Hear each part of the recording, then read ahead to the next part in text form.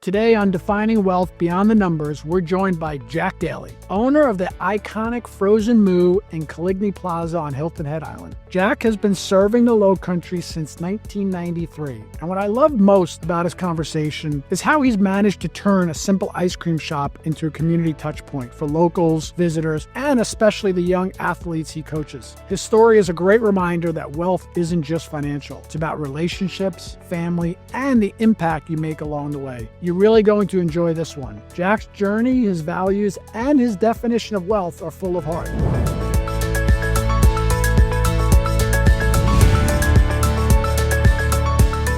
Welcome, Jack. Hey, good to see you again. Appreciate you coming to the podcast. Yeah, no problem. You know, this one, we always start and ask this first question about what was your first job? First job. Okay, I was maybe 12, 13, and I was mowing lawns. Right, so Augusta, Georgia, grass grows all year round. Mowing lawns with a push mower, right? So the old days. Old days. Old school, hot, high humidity, 100 degrees. But I did it, and I saved up, and I bought myself a moped, which is really aging myself, right? So I like... Very Georgia of you, by the way. Very much so. So it would have been a dirt bike, really Georgia. But, a moped. So I was, mowing lawns, being my own boss. It was great, saving for a goal, bought a moped, and then at like 12 and 13, I am riding to school on my own moped with no helmet because it's South Carolina, while the other kids are stuck waiting for the bus, right? So that really, showed me that if you work, and if you don't really work for someone else, you work for yourself, you can make things happen. You can make your life better, right? So then we moved to a bigger house, and we got a riding lawnmower. So stepping up in the world. I like That's it. right. So that's progress. I could ride it through town, do multiple yards at the same, day. Were you the cool kid in town? I was the fastest on that, that mower. But carry other landscaping equipment with me and knock out just yard after yard after yard real fast. So I saved up that money and bought my first car. Nice. So I really liked from an early start working for myself versus I had other friends working at grocery stores, bagging groceries, things like that, working for landscapers. But I really liked the autonomy of, being your own boss, making your own money, and then, finding a way to, enjoy what you've earned, So it sounds like you figured that out pretty early. Yes. Why? What do you think in you made that important to you? Well, you just think through the situation. You hear kids talk about they were making back then, minimum wage was like $3.35. And so you would hear kids that work at grocery stores and they get hours they don't want. They have to work on the weekends, all kinds of, bad working for someone else job stories, right? And it made me think, I want to avoid that, but I need money. What can I do? All right, mowing lawns with a push mower is fine, but if I can go next step, then I'm really on top of this game. So it became like a game, like a challenge. It's in front of you. How do I navigate this, making money without getting burned, without getting used, making the most money? Kind of a competition, with your peers. Yeah. Friendly competition. Yes, friendly competition. How can I win this? Yeah. Yeah. So that really, put me into thinking about jobs, career, making money, how to win, how not to just take whatever came along. Yep. And that led you into now, because you own the Frozen Moo. Yes. So what was your path to do that? What made you decide to start that? Okay. Well, I went to college, and when I came out, it was during a recession, right? And I was working in a lab at a medical school, and they wanted me to do the PhD program, right? And so I was doing surgeries on rabbits and dogs, and I had good hands, and I could understand the material. But you could see the path forward with it. It was really very few people in research who could, do their own research, get their research funded, get their research published. And even the ones who were successful, once you get into that field, you kind of lose control of where you work, where you are. You are working at this medical school. Now suddenly you're in the state of Washington. Now suddenly you're in Michigan. You got to go where the opportunities are, as you're saying. Yes. So you're not a corporate guy, but you are moving, drifting, changing locations to move up. And it's tough. It's a tough way to go if you wanted to be in one place. So I was doing that, and then my father retired to Hilton Head, and we knew a guy who owned an ice cream store here. We just happened to walk in one day, and there he was. And he wanted to retire. He was ready to retire. He's tired of working. So we kind of worked out a sweat equity kind of deal. And at 23, it sounds like a great idea. If it didn't work, I could tell that story at every Christmas about how I tried to get into the ice cream business at the beach, and it worked or it didn't work. But it worked. And so then once again, everything I kind of conditioned myself with mowing lawns, having my own small business, being my own boss, applied to that, owning an ice cream store. And so it went well. It's not that hard to figure out, And but the only hitch there was it was a Baskin Robbins, and you were a franchisee, okay? Which is different. Which is different. It's different. You have to do what they say. You open the Sunday paper, and they have coupons there in your neighborhood that you didn't even, ask to put out. But it's happening. It's happening. Yeah, and you're paying money back to them. And so there's some comfort there, some security, but it's also you're not fully independent. So after about 5-6 years of that, we left the system and just went independent. And it's the Frozen Moo, and we do whatever we want. And we find our own independent suppliers, whoever does it the best, and it goes by our rules, and it's been a success. Yeah, that's great. I mean, everyone knows the Frozen Moo. Yeah, especially if you're down at the beach. Yeah. So you deal a lot with employees, right? Yes. And in case of a lot of younger employees, tell me how you navigate that. That can be rough sometimes. It is. You're dealing with kids that are 14 to maybe 23, 24, and you really have to sort through them. And it's become more difficult because now in the age, especially post-COVID, and when there's a lot of electronics for kids out there, a lot of them really are not used to talking to adults, talking to other people, being personable, being outgoing. And so you really have to sort through the kids to see which ones have that. And then a lot of kids, honestly, on Hilton Head, they don't really need to work. Yep. So if it's not fun, they won't do it. And so, you really have to sort through the kids. You have to make it fun. You have to find ways to, be accommodating with scheduling and things like that to get the same performance you need. Yep. You have to adjust. You can't do it. You can't just have a set system. Like, I'm going to write down the schedule. I'm going to hand it to you, and here's what you have. You have to adapt. You have to improvise, and you have to kind of be on your feet a little bit. You can't just be old boilerplate, boring.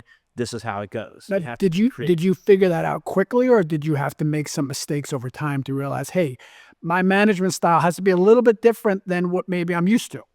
Well, what helped me was when I started, I was pretty young, so I could understand where these kids were. Okay. Some said, well, I have soccer twice a week. Other kids are like, well, I never want to work Thursdays, or I've got to be at my dad's on Wednesday.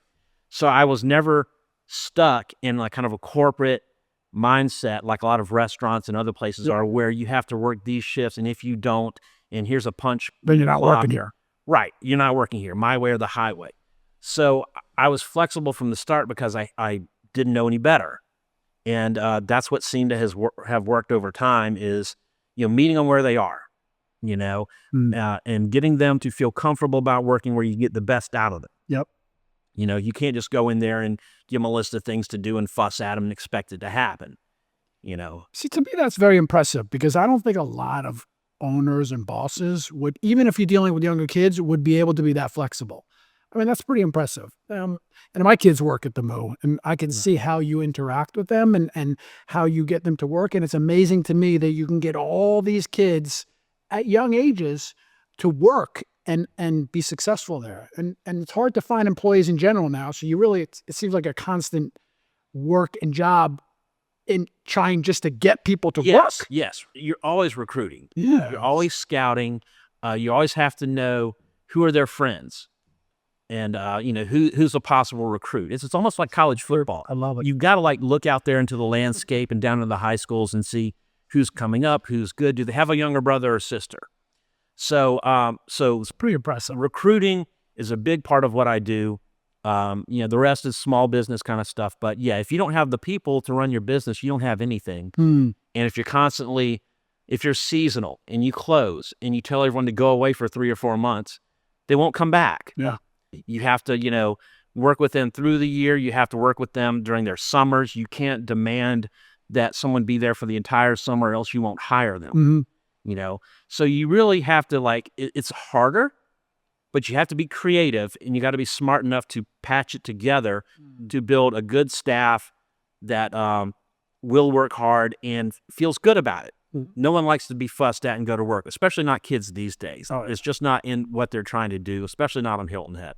So what would you say is some of the biggest lessons you've learned from owning a business, right? There's someone out there, they own their own business. We can always learn something from other people. What do you think is the biggest lesson you've learned? Well, the biggest... Positive or negative, by the way? Well, positive is you are your own boss. And I have a lot of people come to the ice cream store in summer like, man, I would love to quit what I'm doing and do this. They're stuck in a situation. They're stuck in a corporate situation. Maybe they're getting moved corporately to somewhere they don't want to go. And so being your own boss is great. It's I highly recommend it, even if it's just a second career thing for most people and they're, just out there jobbing. The negative is you own it. So you have to be able to be successful in your own business, you have to be able to do every single job there is to do with that business, and you have to be there to do it. So I could go in today and there's some equipment that needs fixing. I have to know some basic electrics, plumbing, and then money management, and it's everything in between. And so that's the downside, I guess, is you are married to that business. And so your best bet is, get fully absorbed in it, run it hard, run it great, save your money, have someone help you save your money. And then at some point you take that cow to market and you sell it and you retire. There you go. So so that's kind of the plan. But there are some negatives. You're tied up to it. Always, of course, on Hilton Head there's always the chance of a hurricane or your landlord selling out to someone else. But I would highly recommend it. It's much better than just out there working without control of your future. And I'm going to switch a little bit, because what always impressed me with you, and actually you helped me, you do a lot in the community, right? So you're on town committees. You actually got me onto a town committee, and now I do some other committees in the town. And I was always impressed about how you were involved in the community. Why? Why do you think that's so important? What is it about it that makes you want to do that? Well, part of that is, if your business is seasonal, you do have time. You do have time in the off season. I coach my kids' football team. I'm not coached basketball yet, but I've coached their baseball team. But you're always involved. Our kids go to the same school, and I've always seen you involved. What you've done for the football program, I thought was great. Yeah, well, thank you. And so if your business is seasonal and you own the business, you can create your own schedule to some extent. You can put some people in place, and then you can step out to be involved in the community, do things with your children, whatever else is you want to do, go fishing. You can control your schedule to some extent. But what about the town? Why did you want to be on town? So yes. you got me on the Parks and Rec Committee, and you seem to be driven by something. You wanted to get something done. So what was that? What were you trying to, when you join these boards, what are you looking for? Yes. Well, it's good community outreach. Of course, none of those people on the town or at the town are, recruitable employees. But they're too old. They're too old. But you want to know. That's just part of it. If you have your own business, you probably have a mindset that you're curious, you're creative, you're very inquisitive, and you want to know what's going on. You think you can do it. You've got to believe that I can do this. I can at least get out there and try. So that will drive you to be involved in the community. It's the same mindset. Yeah. If you just take it as it comes, just get a job. Yeah. But if you're curious and you read on your own and read things and research things, then you're going to want to get out there and dig. So a lot of it was that, knowing what's going on with the town. I've been the head of the neighborhood association for like 20 years now. And, that involves a lot of, beach issues, turtles. It's a lot of work. Birds, things like that. Yes, it's a lot of work, but... So you have to be driven for it. Right, and you have to have, if you have your own business, you probably have the curiosity and the high motor that if you have a day off or if you have some time off, you're going to apply that somewhere else, right? Agreed. And so if business were steady year-round, maybe not. If business is seasonal, yeah, you have the off season where you can do those things. You can rebuild a football team. You can, work on beach renourishment, and you can, work with the turtle people, whatever else it is, that grabs your curiosity, Yeah. No, Right. I think community is important, and I don't think I realized it as much until you actually got me on the committee, and then I saw how much of an impact it can have. So if someone wanted to get involved in the town, what do you think is the best way to do that? Because oftentimes, especially with me in the beginning, I didn't know, where do I start? Yes. So from what you've done already, how do you think they should start to get involved if they wanted to? If you want to be involved with the town, you have to find out what you're curious about and what interests you, and not just what would affect you, but like what fascinates you. Do you have a flair for design? You want to be on design review board? That looks awful. I'm colorblind. I would be terrible on the design review board. Parks and Rec too. Yeah, you and I are coaching kids. That's what we know. Are there enough baseball fields? Are there not enough baseball fields? Well, why not? Well, all right, who do I talk to make this happen? So there's a lot of that what piques your interest, what grabs you, what affects you. And so, yeah, and then you have to have the time to do it. And that's part of like wealth is, you've accumulated enough income, you're comfortable, now you have some time to do something else. You can pursue other interests, and you have the luxury of, doing other level things. I've definitely realized is that you have to want to do it. You can't just join a committee because you think it's going to be good to get out and people to see you because you. Oh, yeah. I mean, yes, that might be the beginning part, but you'll learn very quickly that if you don't have a passion for it, it can get difficult. But if you have a passion for it, it can be very, very rewarding. Yes. It's very true. If you don't have a passion for it, don't do it. Yep. If your wife wants you out of the house because you're retired and says, go join a committee, I mean, those committees are full of those guys. Yeah. Right? And then maybe they're, recovering from knee surgery. They can't play golf for a while, so they'll join a town committee. They're not going to get anything done.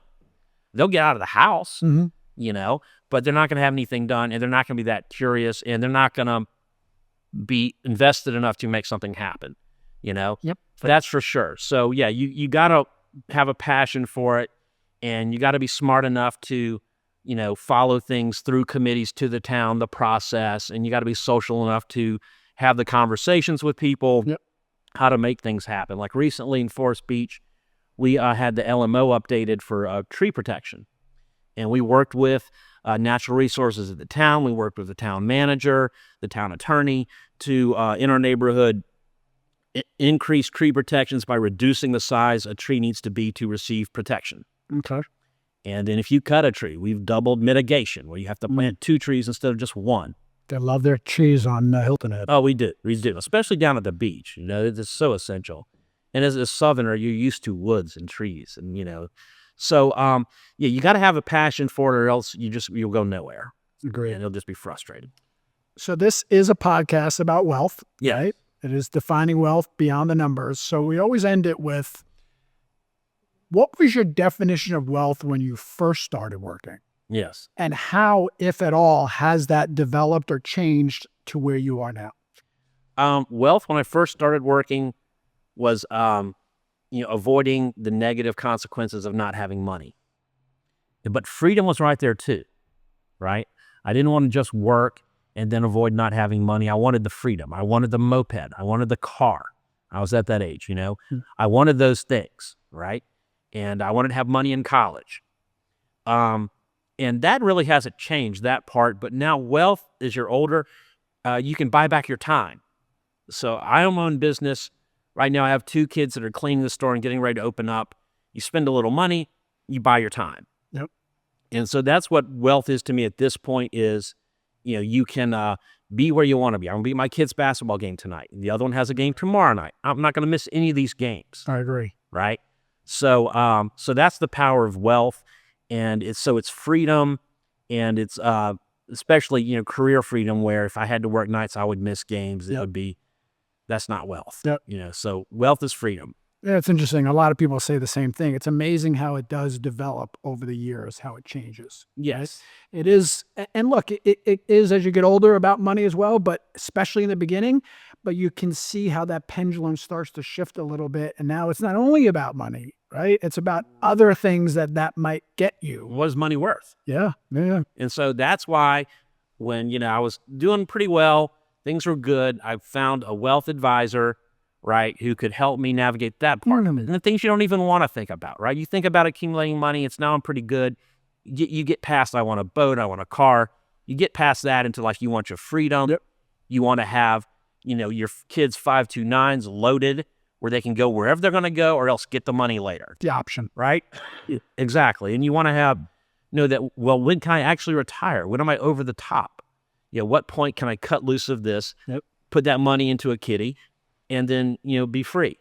So, I would strongly recommend to anybody who's curious about their money, has their own business, is, a driver, is self-determined, to, yes, get a wealth advisor to help you out, because you can think you can do it all on your own. Thanks for the plug. Well, yes, there you go.